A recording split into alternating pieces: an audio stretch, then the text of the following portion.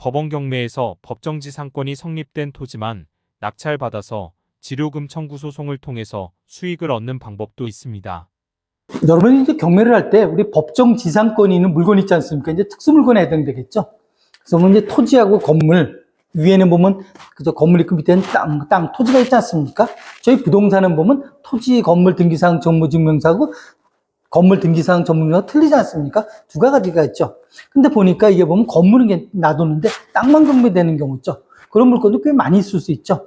그런 경우 같은 건 보면 이제 감정평가서가 평가를 하는데 그 당시에 감정평가서는 아마 보면 시가평가를 거들어 할 거예요. 현재 땅값으로, 그죠? 근데 그걸 갖다 만약에 그 경매시장에 나온다. 그래서 한 평에 예를 들어서 한 평에 1,000만 원인데 10평이다. 그럼 1억이지 않습니까? 그럼 그걸 갖다가 보면 이제 보면 경매시장에 나와서 그 1억에부터 시작되는데 최초 경매가격이, 그죠? 근데 보니까 이게 보면 1억에 되는 경우는 없고요. 보통 어떻습니까? 이런 물건 같은 경우는 이제 하자가 있지 않습니까? 건물을 사더라도 내가 뭐 다 법적으로 틀린데 보면 철근 콘크리트라든지 경고등은 30년 동안 헐 수가 없지 않습니까? 이제 그러다 보니까 가격이 유찰되는 경우가 많죠. 그래서 보면 서울 같은 거, 수도권 같은 건 보면, 우리 서울 같은 건 보면 20%씩 유찰되지 않습니까? 1억이면 8천만 원, 한 번 떨어지면 6억 4천, 6,400원 이렇게 되고요. 그 다음에 경기도라든지 이런 거 30%씩 빠지는 데도 있죠. 두 번 떨어지면 51%까지만 되지 않습니까? 떨어지죠. 그래서 그런 물건을 갖다 보면 땅만 여러 번 샀다. 좀 저렴하게 사죠.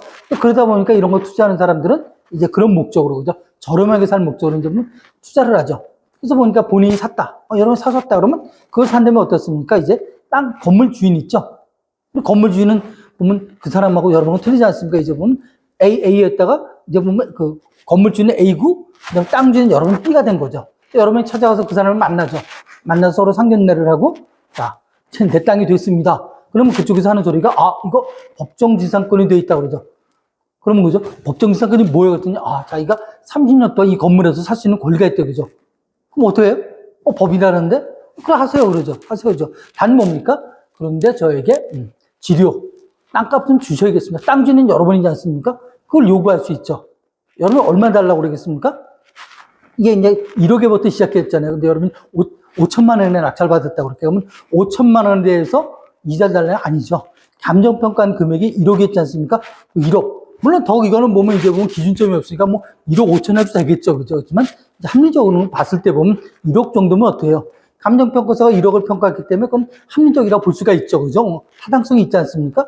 1억에 대해서 이자를 달라고 해도 얼마? 한 10% 달라고 그러죠. 어차피 안 줄 거 알죠? 그럼 그 사람이, 네, 여기 있습니다. 1년에 1,000만 원 드리겠습니다. 그러니까 받으면 되죠. 근데 그런 경우보다는 그냥 안 주려고 그럴 거예요. 그죠? 무시할 거예요. 그러면 어떻습니까? 이제 보면 서로 당사자 간에 보면 이제 합의점이 없지 않습니까? 그러니까 여러분이 그걸 들고 이제 보면 어디 가요? 이제 법원에다가 지료금 청구 소송을 하죠. 여러분이 원고 피고. 지금 뭐예요? 내 땅에 네 건물이 있는데 그거에 대한 상인 땅값은 달라 이거죠. 그러면 이제 법원에서 보면 이제 보면 지료금 청구 소송 재판하잖아요. 여러분이 원고, 건물주인이 피고, 둘이 이제 소송을 하면 법원에서는 어떠는 거야? 이건 보면 판결로 가기보다는 조정을 해요. 그래서 보면 이제 누굴 설득합니까? 둘 다 설득하죠. 먼저 원고인 여러분한테 원고 10%는 너무 세다 이거예요. 한마디로. 지금 은행 금리 비슷하게 가거든요. 어떤 6%나 7% 많으면 한 6% 정도, 그죠? 좀 더 떨어지면 5% 이상, 그죠? 그래서 거기에 대해서, 그죠? 그럼 1년에 500만 원이지 않습니까? 지료를 주라고 이제 조정을 할 수가 있죠. 또 뭐 저쪽에서도 뭐 피고 쪽에서 그냥 뭐 조정했는데 조정은 안 받고 어떻습니까? 다시 또 뭐 재판 계속해서 패소로 갈 수도 있죠. 그 판사님 머릿속에는 그 생각밖에 없는데 그걸 갖다 우기면 다른 조정 나오겠습니까? 1심 판결은 그걸로 나와버리는 경우죠. 그래서 자, 간단하게 5%다. 그럼 1년에 500만 원이지 않습니까? 그거는 지료를 받는데 2기 이상, 그러니까 2년 이상 만약에 보면 어떻습니까? 이 사람들이 보면, 이 사람들이 그걸 보면, 그걸 이제 보면, 지료를 내지 않는다. 그럼 그럼 뭘 할 수 있습니까? 법정, 지상권, 소멸 청구도 할 수 있는 경우죠. 그럼 나중엔 어때요? 나중엔 소멸 청구되면 여러분이 법을 헐어볼 수도 있는 경우죠.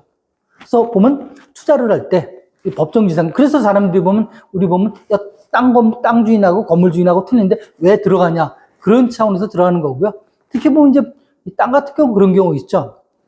여러분이 보시는데 보니까 이 지역이 보니까 그죠? 이 지역이 보니까 지금 그렇게 그죠? 개발은 안 됐는데 보니까 향후에는 어떻습니까? 새로운 그죠?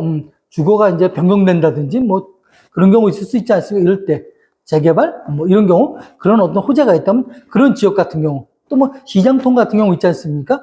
보면 이제 새롭게 이제 뭐 변모한다든지 이런 쪽에는 보면 이제 투자하는 그런 경향이 있죠. 그래서 우리들이 보면 이제 보면 법정지상권이라는 거 투자를 보면 많이 학습하지 않습니까? 그래서 보면 이런 법정지상권 물건 같은 거는 금액이 그죠? 원래 그죠? 그냥 깨끗한 물건이라고 그러죠. 그 하자가 없는 거 그런 상태보다는 좀 저렴한 경우가 있다. 단지 뭡니까? 어떤 소송이라든지 뭐 지료금 청구 소송 같은 것도 할 수 있다고 그랬죠. 뭔가 이제 다툼이 있을 수 있죠. 그래서 그걸 갖다 어떻습니까? 그거를 이겨낼 사람들, 그런 사람들은 한번 해볼 만한데 그렇지 않은 사람들 있지 않습니까? 선천적으로 어떻습니까? 마음적으로 보면 뭐 소송이라든지 그런 하야 되는데 직접 물론 이제 변호사님을 통해서 우리가 한다든지 할 수도 있는데 그렇게 되면 이제 비용이 많이 나가잖아요. 뭐 그런 무립쓰고 할 수도 있겠죠. 그렇지 않은 경우 같은 경우는 우리 여러분은 법정지상권에 대해서 뭡니까? 들어갈 때 잘 한번 생각해보고 투자하는 방법도 하나 있겠죠. 경매 투자의 방법이다. 이렇게 생각해보면 될 것 같습니다.